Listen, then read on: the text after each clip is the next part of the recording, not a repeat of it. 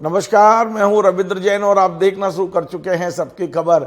मध्य प्रदेश में आज 6 लोकसभा सीटों के लिए मतदान चल रहा है और इस मतदान के दौरान कांग्रेस ने एक बड़ा दावा किया है। मैं आपको बता दूं कि आज छिंदवाड़ा, बालाघाट, मंडला, जबलपुर, सीधी और शहडोल में मतदान चल रहा है और इसी बीच मध्य प्रदेश कांग्रेस के अध्यक्ष जीतू पटवारी ने दावा किया है कि इन 6 में से 4 सीटें कांग्रेस जीत सकती है। जी हाँ, एक बड़ा दावा है। आज उन्होंने पत्रकारों को अपने निवास पर बुलाया और जो दावा किया है वो हम जस का तस में सुनाने की कोशिश करते हैं। सुनिए जीतू पटवारी, प्रदेश कांग्रेस अध्यक्ष को। कल के पहले प्रथम चरण का मतदान चालू हुआ है। मुझे याद है ये बात कि याद रखेंगे लोग किसानों की वो यातना जिसमें सरकार ने किस तरीके की हठधर्मिता की थी। याद रखेंगे कोविड की वो यातना, अपने घर की महंगाई को भी याद रखेंगे लोग, अपने बच्चे को बेरोजगारी को भी याद रखेंगे। याद रखेंगे लोग जो करप्शन को लेकर नरेंद्र मोदी जी ने देश से जिस तरह की बातें की थी उसके विपरीत भारतीय जनता पार्टी ने किस तरीके का काला धन अपने खातों में डलवाया। याद रखेंगे कि जितने करप्ट लोग हैं उनको भारतीय जनता पार्टी में सम्मिलित करवा के कैसे पाक साफ होते हैं।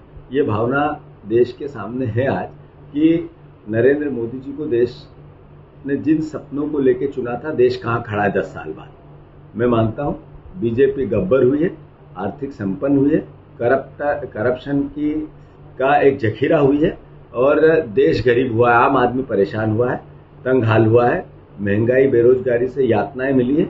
इन सब बातों को ध्यान रख के आज वोट और मत डलेंगे और मैं मानता हूँ 6 में से 4 सीट कांग्रेस जीतेगी मध्य प्रदेश। 6 सीटों में से बात की जाए, ज्यादा सीटें जो आदिवासी बहुल क्षेत्र हैं, तो क्या कहेंगे? छिंदवाड़ा भी है, आपके नकुलनाथ जी भी है, लेकिन बात यह है कि आदिवासियों की यातनाओं में तो मध्य प्रदेश नंबर 1 है।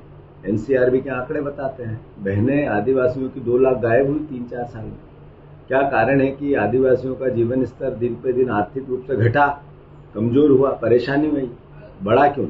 10 साल आखिर कम नहीं होते हैं। मोदी जी ने जो कहा आदिवासियों ने उसको भोगा है। मैं मानता हूँ आदिवासी परिवार के लोग पंजे पर, कांग्रेस पर, उसके विचार पर, उसके आरक्षण पर, उसके बेटलाभ के पदों पर वोट करेंगे और कांग्रेस पर। छिंदवाड़ा की बात करें तो वहाँ पर प्रधानमंत्री मोदी ने, अमित शाह हो, मुख्यमंत्री जो है 8-8, 9-9 बार वहाँ पर। मैंने कह दिया बार बार इस बात को कि कितनी हठधर्मिता कर ले, गृह मंत्री खुद रुके रात छिंदवाड़ा में, मुख्यमंत्री हर एक दिन बाद वहां सोए, कई मंत्री रहे। देश ने देखा कितनी यातनाएं सरकारी होती है, वो यातनाएं सब छिंदवाड़ा और प्रदेश में मिली। उसके बाद भी कांग्रेस जीतेगी, छिंदवाड़ा जीतेगा, नकुलनाथ। प्रधानमंत्री लगातार आ रहे हैं, आने वाले हैं, तो प्रधानमंत्री जी से मैंने पहले भी 5 सवाल किए थे, फिर से मैं उनसे आग्रह करता हूँ वो दमोह आ जाएंगे। आपको ये बताना पड़ेगा कि आपने 5 गारंटी भी कुछ समय पहले, 3 महीने पहले देश और प्रदेश के सामने बताई थी। किसानों के 2700 के गेहूं के दाम का क्या हुआ, क्या हुआ धान के दाम का, क्या हुआ 3000 बहनों को देने का, क्या हुआ 450 के गैस सिलेंडर का। मोदी जी आपको ये बताना पड़ेगा कि आप जब आज दमोह में भाषण दे तो एनसीआरबी के आंकड़े ये कहते हैं कि मध्य प्रदेश में आदिवासियों पे सबसे ज्यादा अपराध होते हैं, उन पर अत्याचार होते हैं, उनके बेटलाख के पद खाली है, उनके बच्चों के आरक्षण पे खतरा मंडरा रहा है। प्रधानमंत्री जी आपको प्रदेश को ये बताना पड़ेगा कि आपने 2014 में कहा था होत हुई महंगाई की मार, महंगाई 20 गुना बढ़ी, दोषी कौन है? आपको ये बताना पड़ेगा 2 करोड़ रोजगार का क्या हुआ। क्या कारण है कि जब करप्शन के अगेंस्ट देश के प्रधानमंत्री बात करते हैं, भाषण देते हैं, वो अलग होते हैं और उनका काम करने का तरीका अलग होता है। 141 में से 121 करप्ट लोगों को आपने बीजेपी में शामिल किया, इसका क्या कारण था? देश के प्रधानमंत्री को बताना पड़ेगा कि ईडी, सीबीआई की जांच करने वाली कंपनियों के पैसे भारतीय जनता पार्टी के खातों में कैसे डले। क्या कारण है? 2000 कंपनियों को आपने टेंडर दिए, वो सब ने आपके बीजेपी के खातों में पैसे डाले।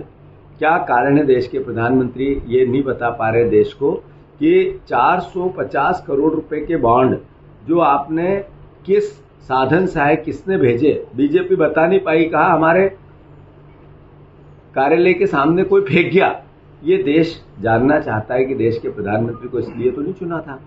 तो अब 10 साल में देश कहाँ है? विकसित भारत की आपने बात करते हैं, भाषण देते हैं, तो वो घरों में विकास क्यों नहीं पहुंचा? ये सवाल है।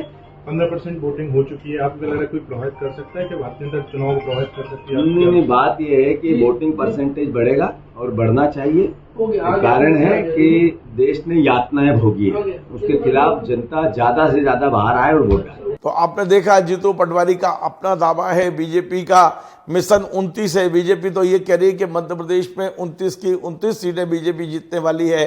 अब ये परिणाम बताएंगे कि ये दावे में किसके दावे में दम है और किसके दावे खोखले हैं। आपको हमारा ये कार्यक्रम पसंद आए, आप इसे शेयर करें, लाइक करें, कमेंट करें और आपसे बार बार निवेदन है हमारे इस चैनल को सब्सक्राइब अवश्य करें। धन्यवाद।